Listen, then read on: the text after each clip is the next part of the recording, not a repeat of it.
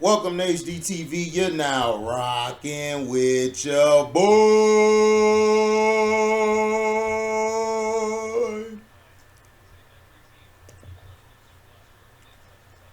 50 Cent reacts to proposed abortion bill requiring men to pay for unborn children. A new bill requiring the fathers of unborn children to pay child support from the moment of conception has a large segment of the nation up in arms. Various public figures have weighed in on the legislation proposed by America's Republican Party. One entertainer who has appeared to take issue with the bill, dubbed the Unborn Child Support Act, is 50 Cent. On Monday, July 18th, the Power actor and executive producer took to social media to share a reaction of his own. Fifth, a father of two, 24-year-old Marquise Jackson and 9-year-old Sire Jackson, posted a screenshot of an article detailing the possible ramifications if such a piece of legislation is passed.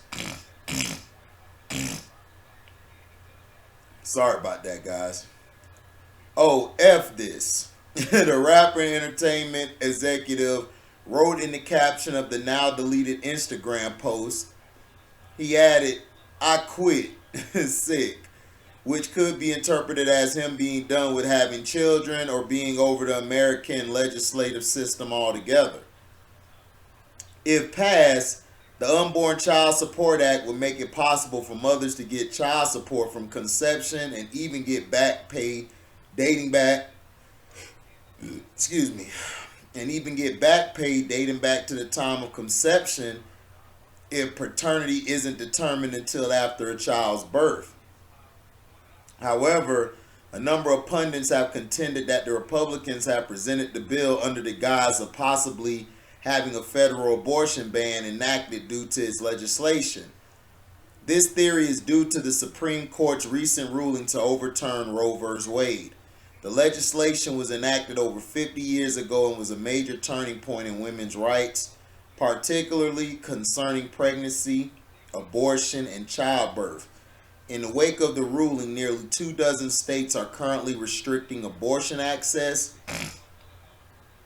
including Arkansas, Idaho, Kentucky, Louisiana, Mississippi, Missouri, North Dakota, Ohio, Oklahoma, South Dakota, Tennessee, Texas, Utah, and Wyoming.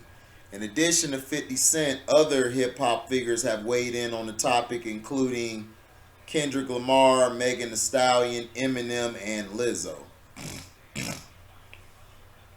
So 50 Cent basically said that to say, like, you can go all the way back to when the child was unborn, like for the 9 months, and get back child support. Like, that's why he said F this, because his chick, or his baby moms, could try to sue him and go get back child support for when Marquise wasn't born yet.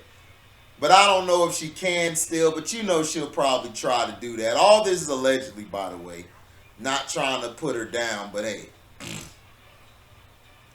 it could happen, right? Now,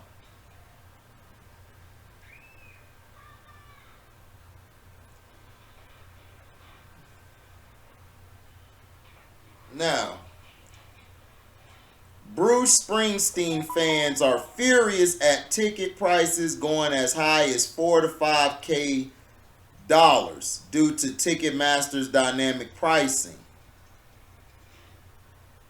Matter of fact, fair use act. I'll let the article play. Give me a second. Bruce Springsteen fans furious at ticket prices going as high as $4,000 to $5,000 due to Ticketmaster's dynamic pricing. Bruce Springsteen fans like to think of him as tougher than the rest, not pricier than the rest. So there were inevitable eruptions of anger when fans logged on for the first day of sales for the opening shows on his 2023 arena tour and found tickets going for as $4,000 to $5,000 for mid-range floor seats. and into the four figures for other, less desirable tickets that remained. If these were being offered on the secondary market, offers that exorbitant might be expected, but what gave fans sticker shock was that these were face value tickets, with no middleman jacking up the price.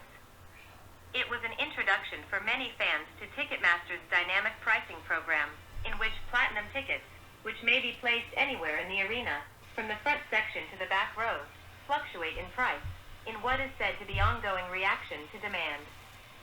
The system lets ticket prices quickly rise to a level it's believed resellers would get for them, keeping the extra money in-house for the artist and promoter. But as Wednesday... Just a quick word from our sponsor. Make this the summer to drive a new Ram 1500 from Sunland Park, Chrysler Dodge. Hold on. El Paso. Make this the summer event. Fair use, Sack. Fair use, Sack.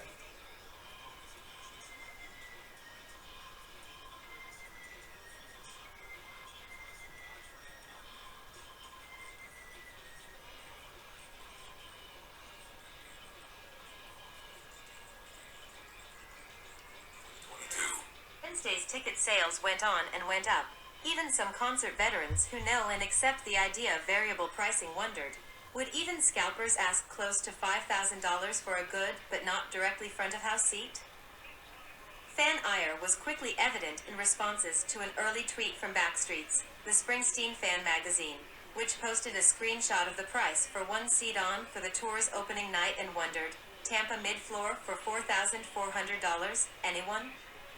That's an amount that included $3,819 in face value, plus $569.50 in fees. Other perturbed fans quickly joined in with screenshots of the unusually costly offers they were getting, once they'd gone through Ticketmaster's verified fan system and waited in an online queue. If the verified fan system and fast escalating prices were designed to thwart scalpers, there was some question how successful that was. Late in the day, the seating chart for the Tulsa, Oklahoma show appeared to show about a fifth of the seats in the arena already having been turned around and put up for sale on the secondary market via Ticketmaster's resale program, where individual sellers who want to pass on their tickets are free to set their own prices. Of course, demand will drastically outstrip supply for all of Springsteen's one-night stand arena dates, which count as a drastic underplay by his usual multi-nighter standards. This is not the first time in recent years that the dynamic pricing system has angered fans, who've watched in wonder as covetable tickets for a Harry Styles or Paul McCartney rise right before their eyes. And, let's face it, even under the best of ticketing circumstances, complaining about ticket prices is a national pastime. Still, even given all that, few observers of the live business can remember tours in which the face value for most seats grew by 10 times or more across an arena in the course of a few hours, landing at a point where it cost $4,000 or more just to get on the floor, with tickets reportedly having maxed out at $399 when the on-sale started.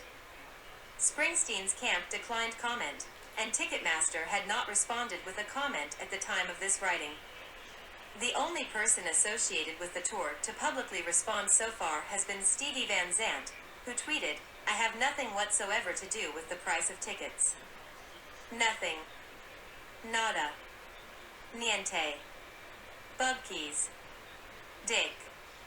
The veteran E Street Band guitarist's disavowal did little to dissuade fans from further demanding that he take their outrage directly to the boss.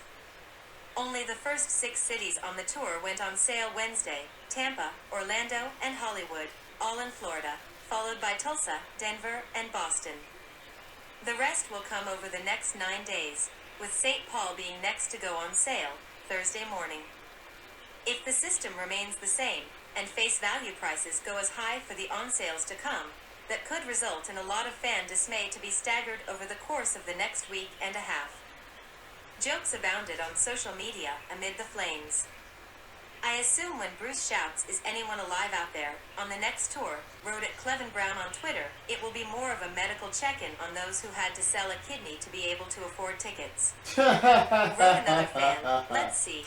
I can pay my mortgage for 2 months, or I can buy a Tampa GA," as she attached a shot of a verified fan platinum offer to buy a standing room ticket for $1,350 plus fees. That would have been a relative bargain compared to the $2,147 base price another screenshot showed the same GA ticket going for in Boston.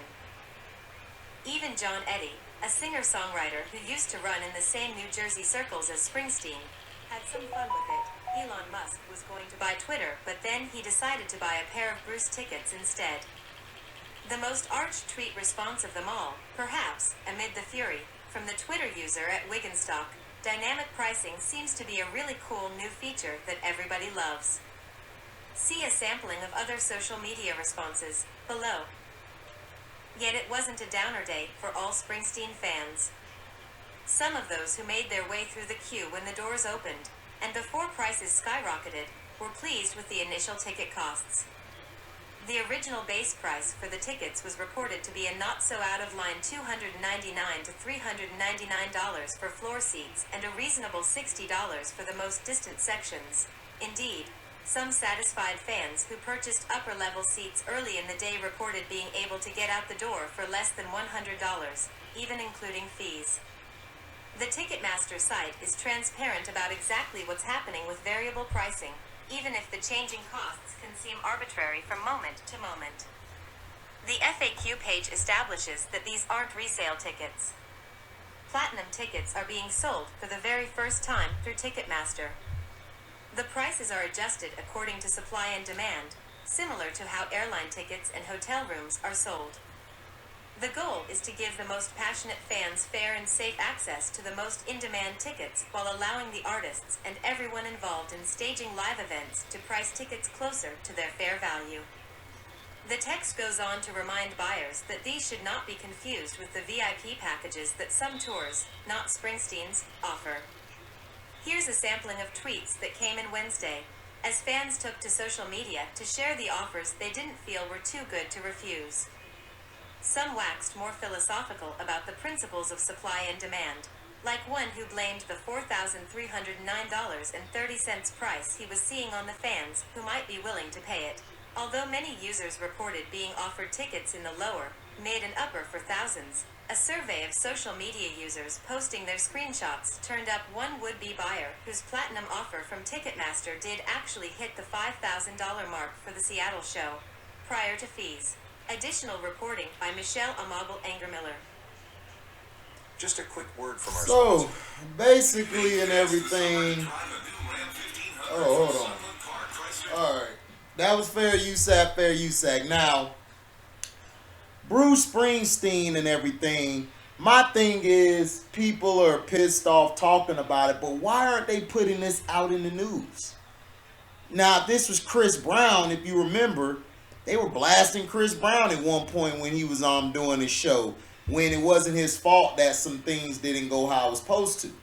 The person at fault is the event planner. The person who's charging is the event, because they have to cover the cost of the band, Bruce Springsteen, the manager, all of these people. All of this stuff is involved with why they're charging this much for the tickets. And plus, Bruce Springsteen been around a long time. So, and plus, he's white.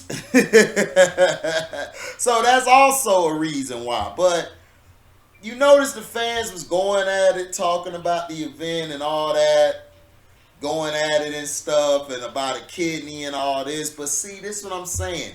The black artists, they always put black artists out there when they have a problem with the ticket prices. They always blame the artist, but in this case, they're blaming everybody else but Springsteen. And this just goes to show you gotta have the right skin tone. So let me know what you guys felt about 50 Cent and basically talking about the new abortion claims, the new law that could be passed, and also tell me about the Bruce Springsteen ticket prices. Do you guys think it's fair or not fair? Thank you for listening. Make sure you like, comment, subscribe, share this. Hit that notification bell to select all to receive upcoming notifications. And if y'all love what y'all hear, y'all can go to my description box. Hit that link to my Cash App. You could donate as much as your heart's desire. If you guys are watching a live or premiere, you could super chat. But if you catch the live later, you can always leave a super thanks. Super thanks is like a super chat, except it's after the live or premiere is over. So thank you for listening. We are out. Deezy.